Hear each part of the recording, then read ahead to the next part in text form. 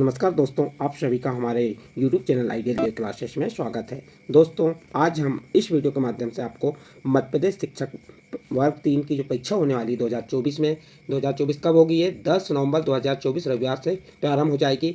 तो उस परीक्षा के किसके मध्य प्रदेश शिक्षक वर्ग 3 परीक्षा के जो आपका विषय बाल विकास and child development and pedagogy, बाल विकास की अवधारणा अधिगम से संबंध के महत्वपूर्ण प्रश्न लेके आए हैं। इसकी क्लास 1 है और ये प्रैक्टिस सेट 1 है और ये आपके 30 प्रश्न रहेंगे इसमें।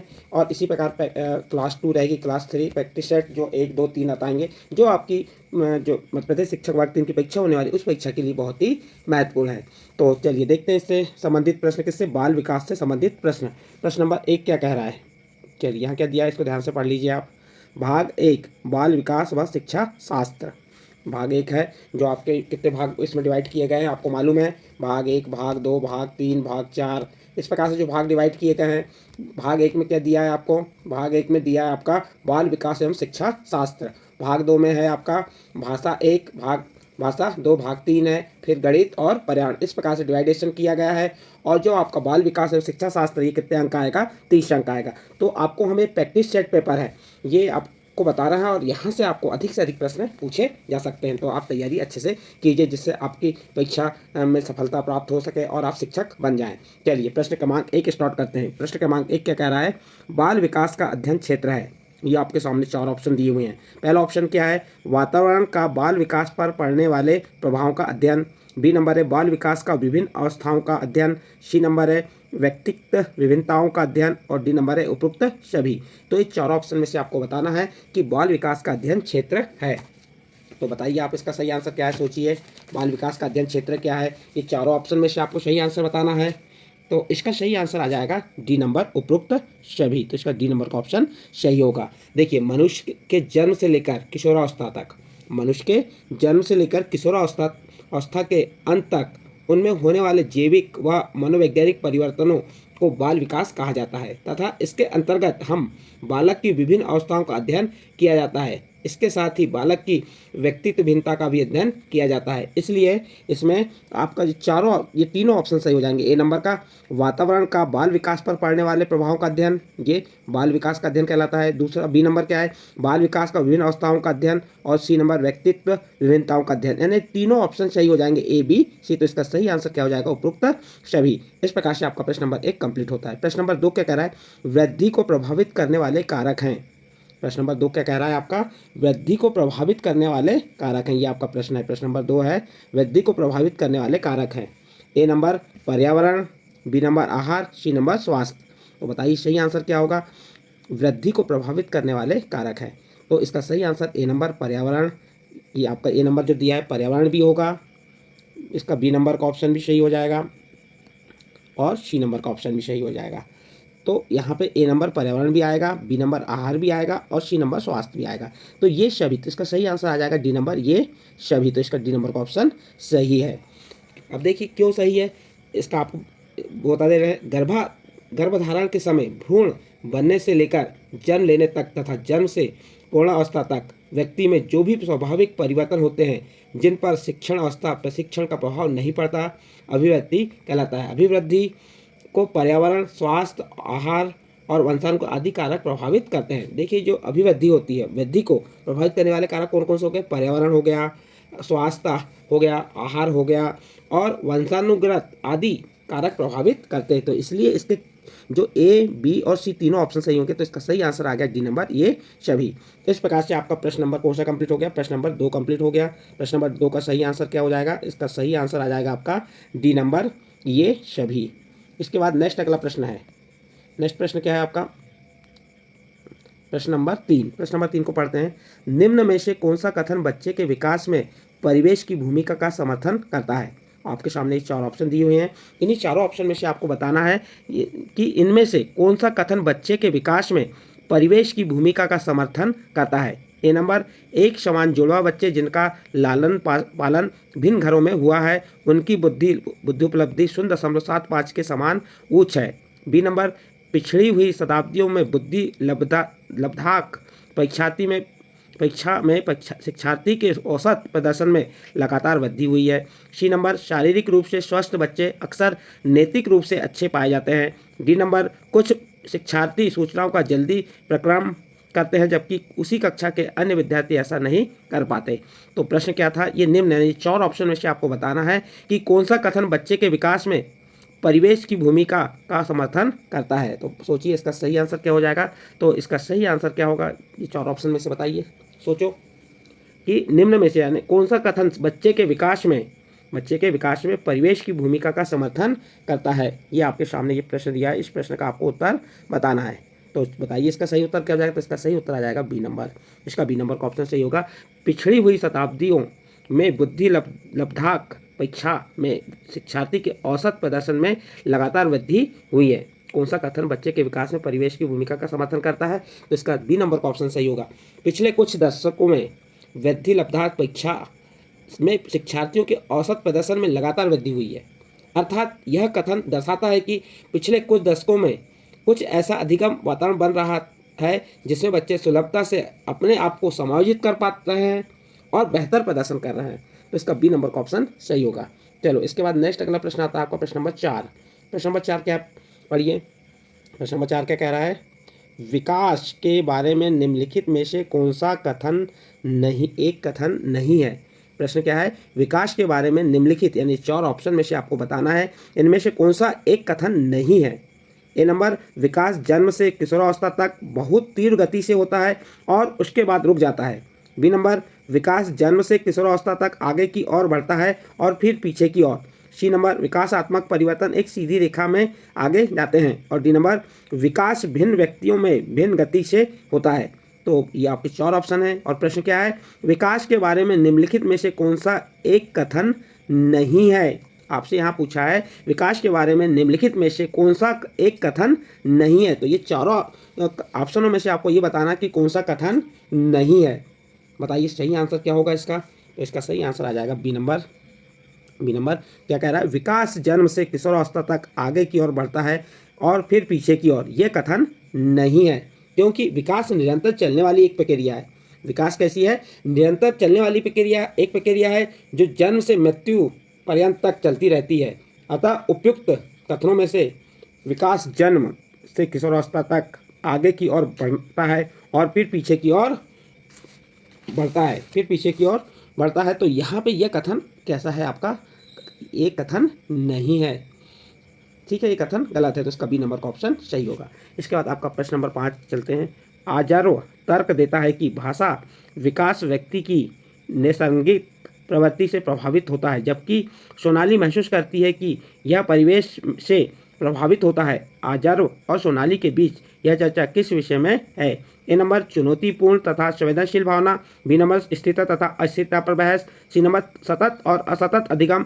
और डी नंबर, प्रकृति तथा पालन पोषण पर वाद विवाद।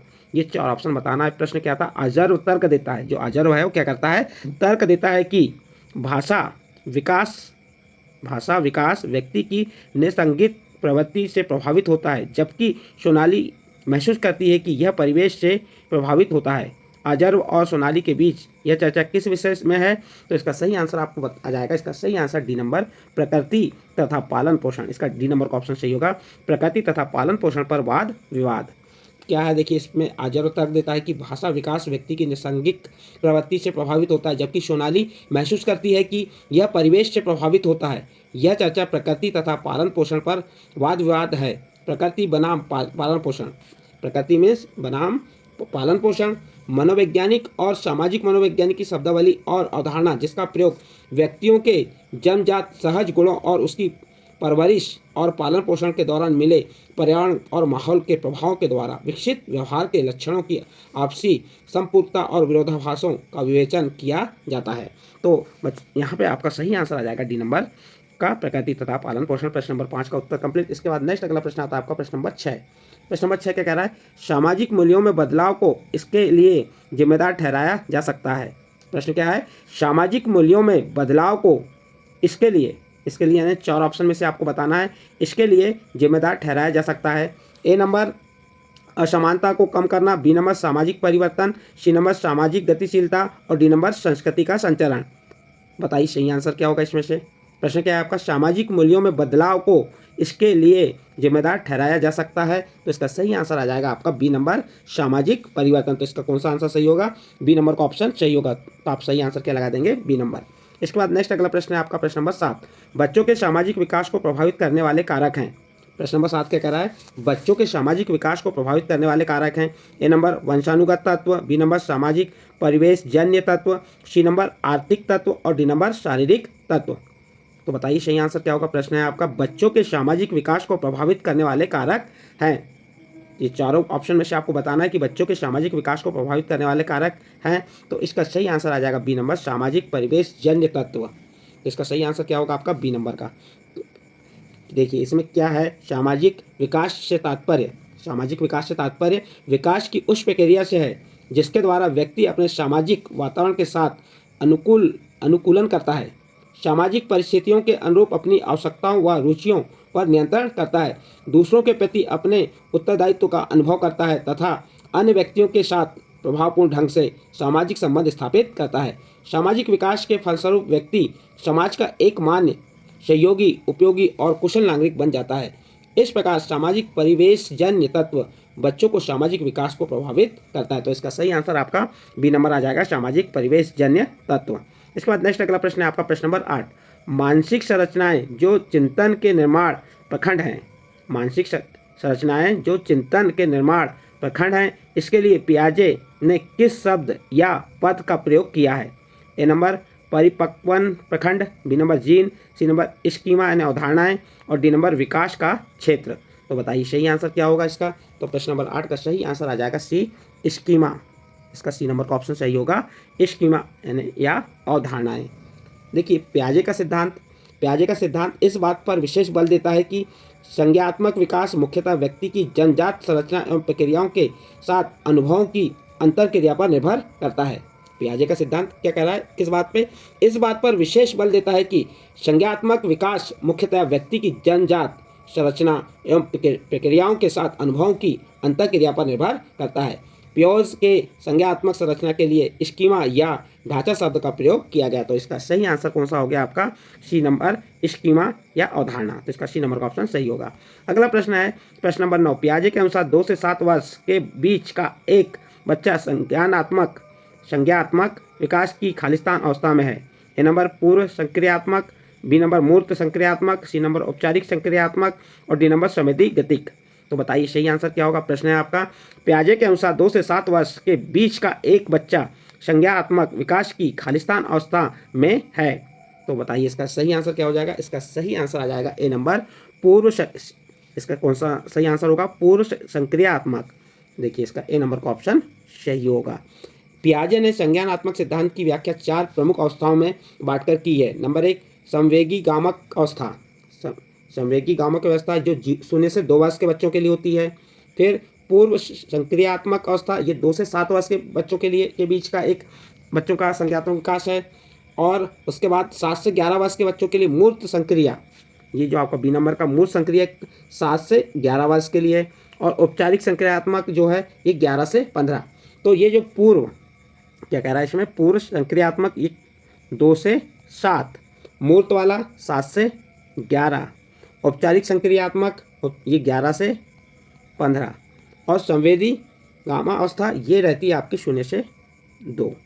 तो यहाँ पर प्रश्न था आपका 2 से 7 वर्ष के बीच का एक बच्चा संज्ञात्मक विकास की खालिस्तान अवस्था। तो इसका सही आंसर कौन सा हो जाएगा आपका, ए नंबर पूर्व संक्रियात्मक, क्योंकि ये 2 से 7 वर्ष के बीच के बच्चों के लिए है। और मूर्त संक्रियात्मक पूछता है तो ये 7 से 11, औपचारिक संक्रियात्मक पूछता है तो 11 से 15 और संवेदी गतिक पूछता है तो ये 0 से 2। ये जो है पियाजे ने संज्ञात्मक जो सिद्धांत था की व्याख्या की 4 प्रमुख अवस्था में की थी, 0 से 2, 2 से 7, 7 से 11, 11 से 15। तो इस प्रकार से आपका प्रश्न नंबर 9 कंप्लीट होता है। इसके बाद नेक्स्ट अगला प्रश्न आता है आपका प्रश्न नंबर 10। प्रश्न नंबर 10 क्या कह रहा है, चलिए देखते हैं, पढ़िए प्रश्न नंबर 10 को। अधिगम का क्रिया प्रसूत अनुबंधन सिद्धांत खालिस्तान द्वारा दिया गया था। प्रश्न क्या है आपका प्रश्न नंबर 10, अधिगम का क्रिया प्रसूत अनुबंधन सिद्धांत खालिस्तान द्वारा दिया गया था। A number Thorndike, B number Tolman, C number Pavlov और डी नंबर स्किनर। तो बताइए अधिगम का क्रिया प्रसूत अनुबंध सिद्धांत खालिस्तान द्वारा दिया गया था। तो इसका सही आंसर आ जाएगा आपका A number, B number, C number या डी नंबर। बताइए सही आंसर क्या होगा इसमें से। तो इसका सही आंसर आ जाएगा डी नंबर, स्किनर। किसने दिया था अधिगम क्रिया प्रसूत का अनुबंध का सिद्धांत। तो ये आपका डी नंबर का ऑप्शन सही होगा, स्किनर। देखो अधिगम का क्रिया प्रसूत अनुबंध सिद्धांत मनोवैज्ञानिक BF स्किनर के द्वारा दिया गया। इस सिद्धांत के अनुसार व्यवहार की पुनरावृत्ति तथा परिमार्जन उसके परिणामों के द्वारा निर्देशित होती है। व्यक्ति व्यवहार का संचालन करता है जबकि इसे बनाए रखना उसे प्राप्त परिणामों पर निर्भर करता है, अर्थात उसके व्यवहार का संबंध परिणाम से होता है। इसी प्रकार व्यवहार को सीखने की प्रक्रिया को क्रिया प्रसूत अनुबंध कहा जाता है। इसके द्वारा चूहे पर किया गया प्रयोग मुख्य माना जाता है। तो इस प्रकार से आपका प्रश्न नंबर 10 का उत्तर क्या आ जाएगा, डी नंबर, स्किनर। इसके बाद नेक्स्ट अगला प्रश्न आता है आपका प्रश्न नंबर 11। प्रश्न नंबर 11 क्या कह रहा है, यदि पूर्व ज्ञान व अनुभव नए प्रकार के सीखने में सहायता करते हैं तो उसे कहते हैं। प्रश्न नंबर 11 क्या कह रहा है, यदि पूर्व ज्ञान व अनुभव नए प्रकार के सीखने में सहायता करते हैं तो उसे कहते हैं। ए नंबर प्रशिक्षण स्थानांतरण, बी नंबर सकारात्मक प्रशिक्षण स्थानांतरण, सी नंबर सीखना और डी नंबर नकारात्मक प्रशिक्षण स्थानांतरण। तो बताइए सही आंसर क्या हो जाएगा आपका प्रश्न नंबर 11 का। तो इसका सही आंसर आ जाएगा आपका प्रश्न नंबर 11 का बी नंबर, सकारात्मक प्रशिक्षण स्थानांतरण। तो इसका सही आंसर क्या होगा, बी नंबर। देखिए क्या है, धनात्मक अंतरण को सकारात्मक अंतरण भी कहते हैं। जो धनात्मक अंतरण होता है उसे क्या कहते हैं, सकारात्मक अंतरण भी कहते हैं। जब पूर्व अर्जित ज्ञान नवीन ज्ञान को अर्जित करने में सहायक होता है तो उसे धनात्मक या सकारात्मक अंतरण कहते हैं। ये आपका प्रश्न नंबर 11 का उत्तर कंप्लीट हुआ। इसके बाद प्रश्न नंबर 12। प्रश्न नंबर 12 क्या कह रहा है, अनुभव द्वारा व्यवहार में परिवर्तन कहलाता है। ए नंबर प्रेरणा, बी नंबर सीखना, सी नंबर चिंतन और डी नंबर स्मृति। प्रश्न नंबर 12 क्या है, अनुभव द्वारा व्यवहार में परिवर्तन कहलाता है। ए नंबर प्रेरणा, बी नंबर सीखना, सी नंबर चिंतन और डी नंबर स्मृति। बताइए सही आंसर क्या हो जाएगा। तो इसका सही आंसर आ जाएगा बी नंबर, सीखना। इसका सही आंसर क्या हो जाएगा, बी नंबर, सीखना। अनुभव द्वारा व्यवहार, देखिए क्या प्रश्न था आपका, अनुभव द्वारा व्यवहार में परिवर्तन कहलाता है, तो आपका उत्तर हो गया बी नंबर, सीखना। अनुभव द्वारा व्यवहार में परिवर्तन सीखना कहलाता है। उदाहरण स्वरूप यदि किसी बालक के सामने लाल मिर्च रखी है तो वह जिज्ञासा के कारण मुंह में रखता है और उसे काटते ही उसको तीखे का ज्ञान होता है और रोने लगता है, इसलिए वह मिर्च को फेंक देता है, फिर उसके पास कभी नहीं जाता क्योंकि उसने अनुभव से सीख लिया कि लाल मिर्च कड़वी होती है। इस प्रकार सीखना पूर्व अनुभव द्वारा व्यवहार में प्रगतिशील परिवर्तन है। मनोवैज्ञानिक सैम्पसन के अनुसार व्यवहार में कोई भी परिवर्तन जो कि अनुभवों का परिणाम है और जिसके फलस्वरूप व्यक्ति आने वाली परिस्थितियों का भिन्न प्रकार से सामना करता है, सीखना या अधिगम कहलाता है। तो यहाँ पे आपका प्रश्न नंबर 12 का उत्तर कंप्लीट हुआ। इसके बाद नेक्स्ट अगला प्रश्न है प्रश्न नंबर 13। प्रायः लड़कियां गणित में कमजोर होती हैं, यह क्या है कथन, प्रायः लड़कियां गणित में कमजोर होती हैं, यह ए नंबर सत्य धारणा है, बी नंबर लैंगिक पूर्वाग्रह पर आधारित धारणा है, सी नंबर अनुसंधान आधारित धारणा है और डी नंबर उपयुक्त सभी। तो बताइए सही आंसर क्या होगा प्रश्न नंबर 13 का। प्रश्न नंबर 13 क्या कह रहा है आपके, प्रायः लड़कियां गणित में कमजोर होती हैं, यह सत्य धारणा है, ए नंबर, बी नंबर लैंगिक पूर्वाग्रह पर आधारित धारणा है, सी नंबर अनुसंधान आधारित धारणा है और डी नंबर उपयुक्त सभी। तो इसका सही आंसर आ जाएगा बी नंबर, लैंगिक पूर्वाग्रह पर आधारित धारणा है। तो इसका बी नंबर का ऑप्शन सही होगा। देखिए प्रायः लड़कियां गणित में कमजोर होती हैं, यह उक्ति लैंगिक पूर्वाग्रह पर आधारित धारणा से ग्रसित है। यह आपका प्रश्न नंबर 13 का उत्तर कंप्लीट हुआ। इसके बाद नेक्स्ट प्रश्न है आपका प्रश्न नंबर 14। प्रश्न नंबर 14 क्या कह रहा है, ध्यान से पढ़िए। इस पर अत्यधिक वाद विवाद होता है कि क्या लड़कों एवं लड़कियों में योग्यता का विशिष्ट समूह उनके आनुवांशिक घटकों के कारण होता है। इस संदर्भ में निम्नलिखित में से आप सबसे अधिक किससे सहमत हैं। यहाँ 4 ऑप्शन दिए हैं। आपका दिया ए नंबर, लड़कियों को सेवा भाव के लिए सामाजिक रूप से तैयार किया जाता है जबकि लड़कों को रोने जैसा संवेग प्रदर्शित करने के लिए हतोत्साहित किया जाता है। बी नंबर, लड़के सेवा भाव वाले नहीं हो सकते हैं क्योंकि वे जन्म से इस प्रकार के होते हैं। डी नंबर, यौवन अवस्था के बाद लड़के और लड़कियां एक साथ नहीं खेल सकते क्योंकि उनकी अभिरुचियां पूर्णतः विपरीत होती हैं। और डी नंबर, सभी लड़कियों में कला विषयों के लिए अंतर्निहित प्रतिभा होती है जबकि लड़के आक्रामक खेलों में बेहतर प्रदर्शन के लिए आनुवांशिक रूप से तैयार होते हैं। तो ये आपके प्रश्न नंबर 14 के 4 ऑप्शन दिए थे। इन 4 ऑप्शन में से आपको सही आंसर बताना है। प्रश्न क्या था, इस पर अत्यधिक वाद विवाद होता है कि क्या लड़कों एवं लड़कियों में योग्यता का विशिष्ट समूह उनके आनुवांशिक घटकों के कारण होता है। इस संदर्भ में निम्नलिखित में से आप सबसे अधिक किससे सहमत हैं? तो इसका सही आंसर आ जाएगा आपका ए नंबर।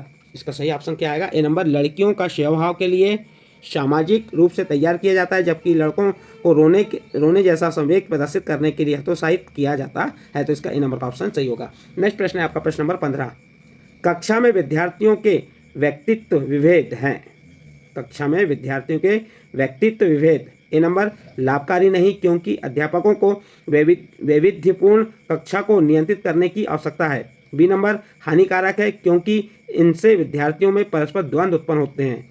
सी नंबर अनुपयुक्त है, क्योंकि वे सर्वाधिक मंद विद्यार्थी के स्तर पर पाठ्यचर्या के स्थानांतरण की गति को कम करते हैं। और डी नंबर लाभकारी है, क्योंकि ये विद्यार्थियों की संज्ञानात्मक संरचनाओं को खोजने में अध्यापकों को प्रवृत्त करते हैं।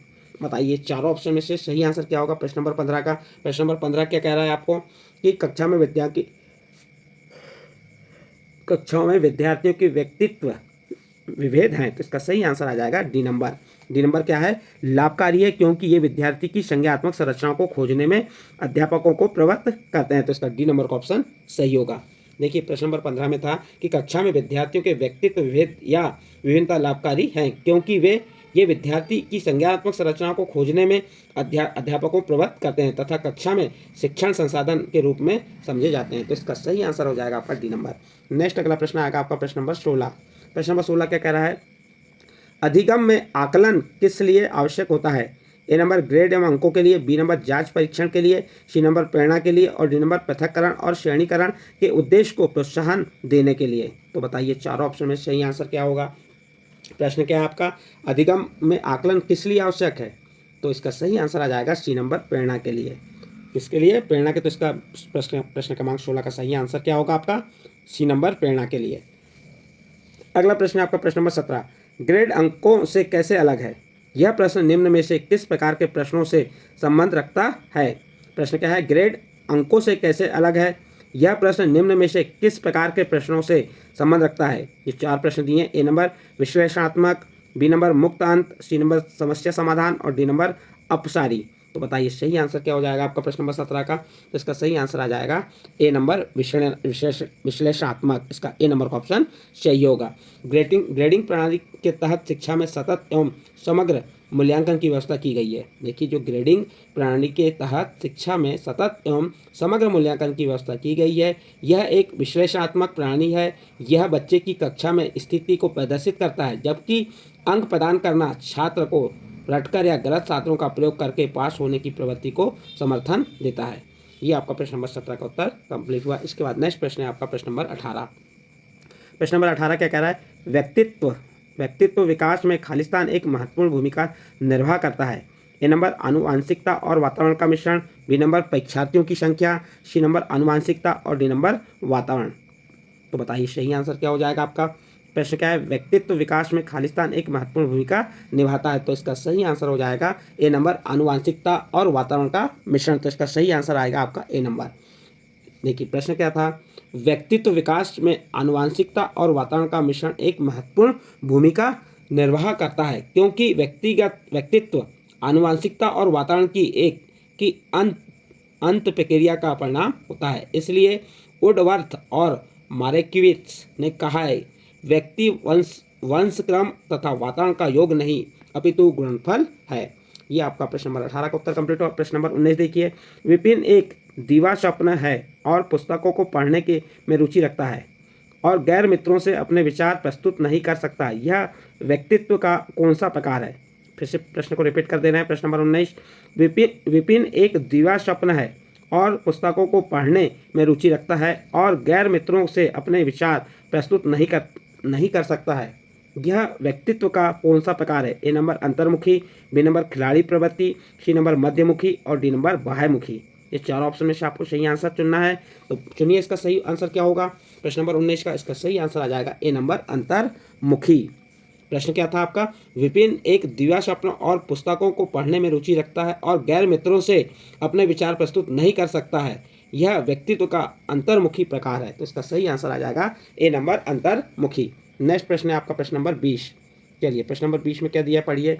विद्यालय में नियमित उपस्थिति के लिए वंचित बच्चों को प्रोत्साहित करने का निम्नलिखित में से कौन सा तरीका सर्वाधिक उपयुक्त होगा। प्रश्न एक बार रिपीट कर रहा है। विद्यालय में नियमित उपस्थिति के लिए वंचित बच्चों को प्रोत्साहित करने का निम्नलिखित में से कौन सा तरीका सर्वाधिक उपयुक्त होगा। निम्नलिखित हैं 4 ऑप्शन में से। ए नंबर, विद्यालय द्वारा बच्चों को एकत्रित करने वाले एक व्यक्ति को नियुक्त किया जाए जो प्रतिदिन घरों में बच्चों को लेकर आए। बी नंबर, बच्चों को आकर्षित करने के लिए प्रतिदिन 5 रुपये देना।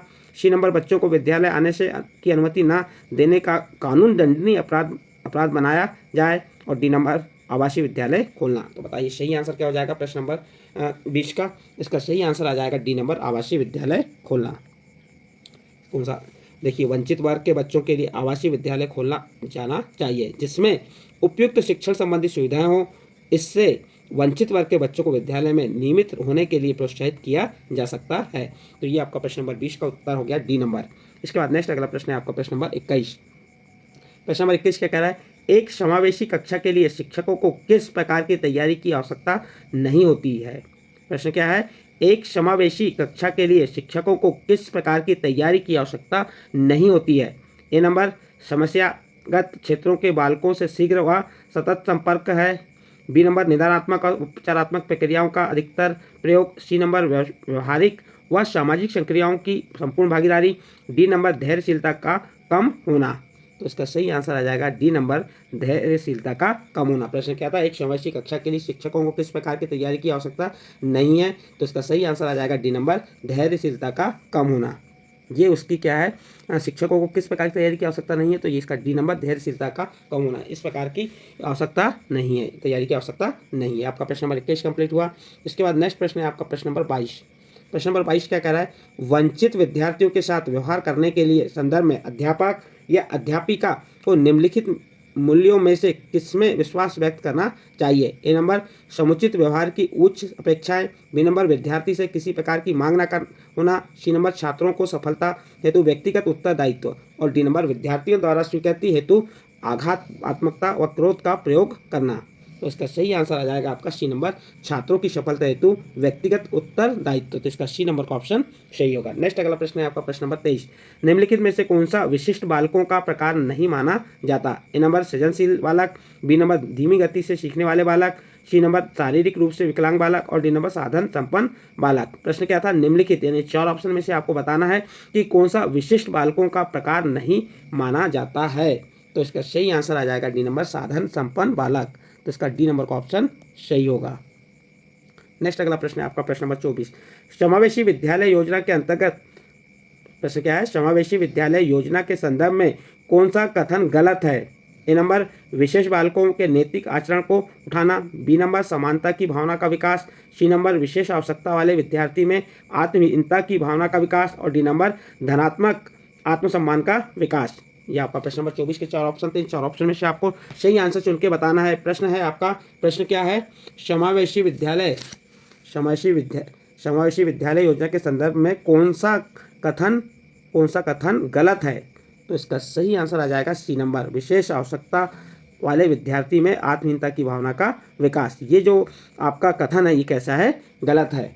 देखिए, समावेशी विद्यालय योजना के मुख्य लक्षण निम्न है। नंबर 1 क्या है? नैतिकता और व्यक्तित्व का निर्माण करना। नंबर 2, विद्यार्थी को शिक्षा के लिए समान अवसर देना। नंबर 3, विद्यार्थी में समानता की भावना का विकास करना। और नंबर 4, विद्यार्थियों में आत्मसम्मान की भावना का विकास करना चाहिए। ये इसके क्या हो गए? 4 प्रमुख लक्षण हो गए। इसके बाद अगला प्रश्न आता है आपका प्रश्न नंबर 25।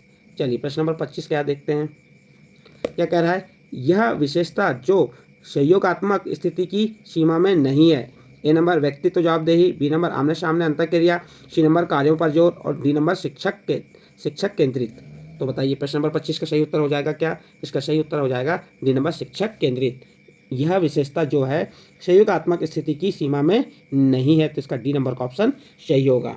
देखिए बच्चों, इसमें आपका प्रश्न देखिए दोस्तों, इस प्रश्न में क्या था आपका कि सहयोगात्मक सीमा क्या है? प्रश्न आपका, सहयोगात्मक सीमा में एक से अधिक लोगों का होना अनिवार्य है जिससे एक पक्ष सहयोग देने वाला होता है तथा दूसरा पक्ष सहयोग लेने वाला होता है। शिक्षक केंद्रित प्रणाली में सभी कार्यों के लिए केंद्र बिंदु शिक्षक ही होता है। शिक्षक इसमें एकमात्र होता है, अन्य पक्ष अनुपस्थित होते हैं। तो इसका सही आंसर आ जाएगा आपका डी नंबर, अगला प्रश्न है आपका प्रश्न नंबर 26। आपको लगता है कि आपकी कक्षा में कुछ बच्चे बहुत तेज गति से सीख रहे हैं और कुछ बहुत धीमी गति से। इस स्थिति में आप क्या करेंगे? ए नंबर, इस बात पर कोई ध्यान नहीं देंगे। बी नंबर, तेज गति से सीखने वाले बच्चों को आगे बढ़ने देंगे। सी नंबर, धीमी गति से सीखने वाले बच्चों पर कोई ध्यान नहीं देंगे। और इसका डी नंबर का ऑप्शन है। तो डी नंबर का ऑप्शन क्या है? तेज गति से सीखने वाले बच्चों की सहायता धीमी गति से सीखने वाले बच्चों को सिखाने हेतु लेंगे। तो इसका सही आंसर आ जाएगा डी नंबर का ऑप्शन सही है। नेक्स्ट अगला प्रश्न है आपका प्रश्न नंबर 27। गिफ्टेड मीन्स मेधावी होने का लक्षण है। यहाँ पे 5 लक्षण दिए हैं, फिर 4 ऑप्शन दिए हैं। तो पहला लक्षण है अभिव्यक्ति में नव्यता, दूसरा है जिज्ञासा, तीसरा है वाचालता और चौथा है अति सक्रियता। तो बताइए यहाँ पे सही आंसर क्या होगा? ए नंबर पहला और चौथा, बी नंबर पहला और दूसरा, सी नंबर तीसरा और चौथा और डी नंबर दूसरा और तीसरा। तो बताइए सही आंसर क्या हो जाएगा इसका प्रश्न नंबर 27 का? इसका सही आंसर आ जाएगा बी नंबर। बी नंबर में क्या दिया? पहला और दूसरा। पहले में क्या है? अभिव्यक्ति में नव्यता और दूसरे में जिज्ञासा। तो इसका बी नंबर का ऑप्शन सही होगा। नेक्स्ट प्रश्न है आपका प्रश्न नंबर 28। प्रतिभाशाली शिक्षार्थी खालिस्तान है। ए नंबर बहुमुखी, बी नंबर अपसारी चिंतक, सी नंबर बहुत परिश्रमी और डी नंबर अभिसारी। तो बताइए सही आंसर क्या हो जाएगा इसका प्रश्न नंबर 28 का? इसका सही आंसर बी नंबर होगा, अपसारी चिंतन। प्रतिभाशाली शिक्षार्थी अपसारी चिंतन होते हैं। उनमें सृजनात्मकता और रचनात्मक गुणों का समावेश होता है। वे मौलिक चिंतन में विश्वास करते हैं तथा नए आविष्कारों के प्रति क्रियाशील होते हैं। इस प्रकार से आपका प्रश्न नंबर 28 का उत्तर कंप्लीट हुआ। इसके बाद नेक्स्ट प्रश्न है आपका प्रश्न नंबर 29। 140 से अधिक बुद्धि लब्धि यानी IQ वाले बच्चों को किस श्रेणी में रखेंगे? ए नंबर मूर्ख, बी नंबर मंदबुद्धि, सी नंबर सामान्य बुद्धि और डी नंबर प्रतिभाशाली। तो इसका सही आंसर क्या हो जाएगा? डी नंबर प्रतिभाशाली। प्रतिभाशाली में ये आपका डी नंबर का ऑप्शन सही होगा। टर्मेन ने 1916 में एक बुद्धि लब्धि की सारणी प्रस्तुत की। किसने? टर्मेन ने 1916 में एक बुद्धि लब्धि की सारणी प्रस्तुत की थी, जिसके आधार पर 140 से अधिक बुद्धि लब्धि यानी IQ वाले बच्चों को प्रतिभाशाली श्रेणी में रखा गया। ये आपका प्रश्न नंबर 29 का उत्तर कंप्लीट हुआ। और इस वीडियो का अंतिम प्रश्न है प्रश्न नंबर 3। क्योंकि आपके जो बाल विकास का जो आपका पेपर होने वाला बाल विकास और शिक्षा शास्त्र 30 अंक का आएगा। क्योंकि आपके 150 प्रश्न है तो 150 प्रश्न बता के हम इसको पार्ट वाइज, जैसे अभी आपकी भाग 1 हो गया, भाग 2, भाग 3, इस प्रकार से लेंगे। प्रैक्टिस सेट 1, प्रैक्टिस सेट 2 का जो भाग 1 है, जैसे वो सब बाल विकास व शिक्षा शास्त्र। इसके बाद आने वाली वीडियो में भाग 2 बना के बताएंगे आपको। उसके बाद आगे बढ़ते चलेंगे। इसी प्रकार सभी विषय के आपको अलग अलग भाग बताएंगे, जैसे पर्यावरण है, गणित है, हिंदी है, अंग्रेजी, संस्कृत। तो उन सभी को हम इसी प्रकार से आपको प्रश्नों के उत्तर बताते जाएंगे, जो आपकी परीक्षा की दृष्टिकोण से बहुत ही महत्वपूर्ण है। और आपको बता ही दिए कि आपका पेपर कब होने वाला है। आपको मालूम होना चाहिए कि आपका पेपर कब है। इसका कब है पेपर? सभी को मालूम है, 10 नवंबर 2024 रविवार से प्रारंभ हो जाएंगे। तो चलिए प्रश्न नंबर 30 देखते हैं। सृजनात्मक शिक्षार्थी वह है जो ए नंबर बहुत बुद्धिमान है, बी नंबर पार्श्व लेटरल चिंतन और समस्या समाधान में अच्छा है, सी नंबर परीक्षा में हर बार अच्छे अंक प्राप्त करने में के योग्य है और डी नंबर ड्राइंग और पेंटिंग में बहुत विलक्षण है। इस प्रकार से 4 ऑप्शन दिए। 4 ऑप्शन में से आपको सही आंसर बताना है। प्रश्न है आपका सृजनात्मक शिक्षार्थी वह है जो क्या करता है? तो इसका सही आंसर आ जाएगा बी नंबर पार्श्व लेटरल। पार्श्व मीन्स होता है लेटर, चिंतन और समस्या समाधान में अच्छा है। तो इसका बी नंबर का ऑप्शन सही होगा। इस प्रकार दोस्तों आपको हमने जो आपकी बाल विकास व शिक्षा शास्त्र के कितने प्रश्न बताए? हमने 30 प्रश्न बताए।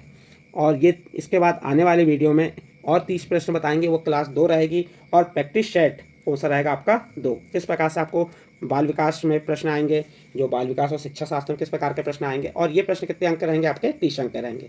दोस्तों आपको हमारे द्वारा मध्य प्रदेश शिक्षक वर्ग 3 2024 की जो परीक्षा के होने वाली है उसके प्रश्न बताए गए। किसके? बाल विकास के। ये प्रश्न अच्छे लगे हों तो आप हमारे चैनल आइडियल देव क्लासेस को सब्सक्राइब कीजिए, लाइक कीजिए और इस वीडियो को और दोस्तों के ग्रुपों में शेयर जरूर कीजिए।